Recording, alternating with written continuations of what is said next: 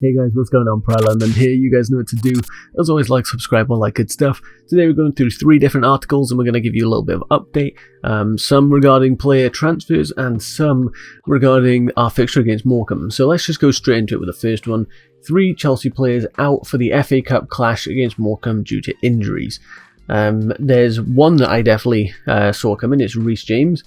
He is unfortunately out. It says James already missed the Aston Villa and Man City game, so it's very close to returning, according to Lampard. So that's very good news.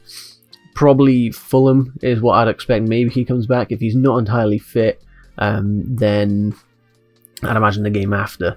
But he will start training with the squad again, so it's looking pretty good for Reece James. Then we have Andreas Christensen, who is out injured. Coming back fairly soon, but not a main player within our squad at the moment. Definitely more of a backup, so he won't be playing in the game against Morecambe. And then the other player that's currently out is N'Golo Kante. He has a minor hamstring injury, which means he is going to miss the game and is suspended for the game against Fulham in the league afterwards. So we're not going to have him there anyway. I wonder what that does mean for our Fulham game, though. We know Kante has been a staple of this team in the past few years, but the past few games he hasn't been very good. So I wonder if we're going to switch back to a 4-2-3-1 and we're going to implement like a Kovacic Jorginho midfield, or get Billy Gilmour in there, Mason Mount. You never know what we could go with a 4-2-3-1, or if we'll continue with a 4-3-3 but play Kovacic as the more deeper player. We have Billy Gilmour, who can certainly play there. I think that's probably Frank's first choice when it's someone who plays a little bit deeper, but he's obviously not to the level that Kante is. But with Kante's form, I'm down to be giving Billy Gilmour a try there while he's out injured. So those are the 3 players that unfortunately will miss the game against Morecambe, but they're key players, and it's good that they're coming back. Reece James, absolutely, we need him. Christensen for a backup, I suppose, and then Kante, he's out for the game. He's out for a suspension in the Fulham game as well, so it doesn't really matter that much because I wouldn't expect us to use him against Morecambe. And this piece of news is not a good one, in my opinion. There's probably some people that want him out, not necessarily because he's a bad player, but because we're not utilising him, and that is Fikayo Tomori. This report says that Fikayo Tomori wants Chelsea exit amid uncertainty on future. He has just 3 appearances to his name so far this season. There's been plenty of speculation regarding the current situation of Chelsea defender Fikayo Tomori. The Sun, which dodgy source, reported on Wednesday that any chance of the 23-year-old leaving on loan during the January transfer window has been squashed by an injury to the teammate Andreas Christensen. So they were saying, Christensen is injured, therefore Chelsea aren't going to let Tomori go. I don't think that's the case, given that Christensen isn't injured for long. The Athletic now claim, the Athletic are very reliable, that his future remains up in the air, albeit acknowledging the Christensen injury. It suggests that Tomori is keen to leave Stamford Bridge on a permanent basis, or at the very least on loan. So he really wants to get out. He obviously feels that he hasn't been treated well, given that he's not getting game time. I can understand where he's coming from there, but he will maybe accept a loan, which is probably better for us. It was definitely better for us because I want to keep him at the club for sure. I think he's a great talent. The report explains that both French club Rennes and Premier League rivals Newcastle United want to sign the centre-back, but any interest from Leeds United is wider the mark. So Leeds, not accurate. Newcastle and Rennes are both looking at him. He's a highly rated centre-half, recognised for his pace, but Pat Nevin previously pointed out his strength too during the 1920 season, which I do agree with. He's been absolutely brilliant since he walked in the team. I love this bit of defending here, stays on his feet really strong, and then there's a video clip, and you can really see that Tomori's a big guy. He's not crazy physically tall. I believe he's about 6'1", 6'2" maybe, and he doesn't look, crazy bulky, but he really is, and his pace is very key. You've seen Virgil van Dijk at the back for Liverpool.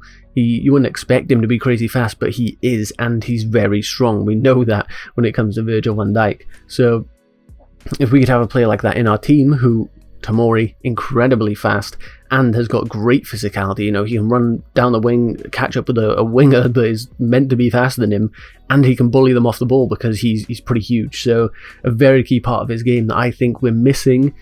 Zuma's strong, not the quickest. He is quick, but he's not the quickest.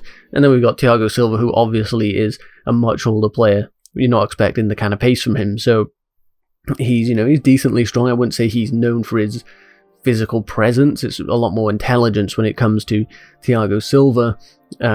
But Tomori's, he's got the pace, he's got the physicality. I do think he could potentially have a few leadership qualities in him. I have seen him previously when he's played for us, not so much this season, showing a few, pointing people in directions, giving them a bit of grief when they're not playing well, and something I like to see from him. And of course, is an English international, so it's good for both the club and the country when it comes to his progression. And Tomori is gonna want to be playing for England, and he's got a competition like Harry Maguire, who isn't great.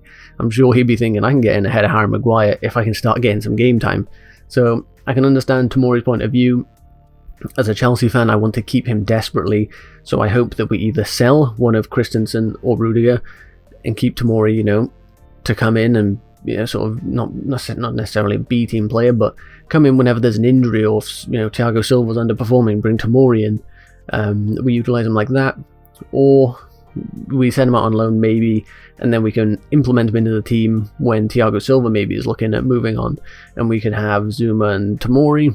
If not, maybe we buy a crazy centre-back in the next few transfer windows. Maybe then he can be, he's the next in line. He's the third centre-back, so any injury and he steps in, I'd be fine with that too. Then we have news of a departure from Chelsea, and that is that Serie A club consider Chelsea player their dream signing, which is a pretty big statement, This is a report coming out from La Gazzetta, and that's saying that Napoli view the left-back, Emerson Palmieri, as a dream acquisition, wanting him to revisit to the country for whom his international footballing allegiance lies. Very weird way of putting that. Basically, they're an Italian team, they want him to come back, play for Napoli. Of course, that would give him a good chance at playing in the Italian team, continuing on through his career. He's currently not playing for Chelsea. Of course, we've got Ben Chilwell.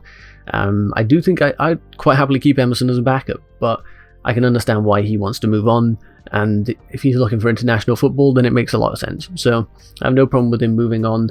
I would want a good fee from him though. This report doesn't mention anything of a fee, but we know that Chelsea are also looking at moving on a bunch of other players, so all these fees combined maybe means that we sell these players and we can get a Declan Rice, or like I mentioned earlier in one of my videos a few weeks ago, Erling Haaland is one of Chelsea's targets. Imagine if we could bring him in as well. So we sell these players, we can get those kind of players. So expect the first half to first 2/3 of this transfer window to be us selling players on, and then maybe, just maybe, towards the last week or so, we might see movement on Declan Rice, Erling Haaland, maybe. I don't know, that one seems way too good to be true, and we'll see how that goes.